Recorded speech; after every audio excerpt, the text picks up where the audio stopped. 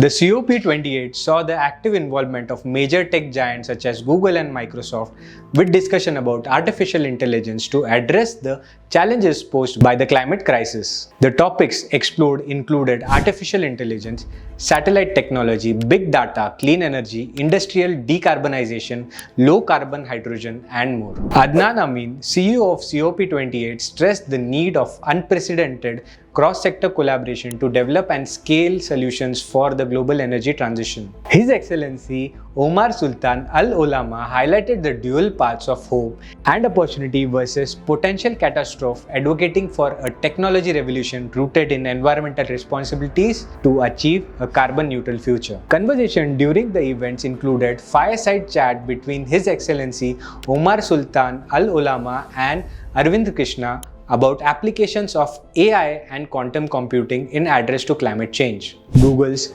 Chief Sustainability Officer, Kate Brandt, presented Moonshot Thinking for Climate Action, citing AI pilot with the Chilean government for grid management.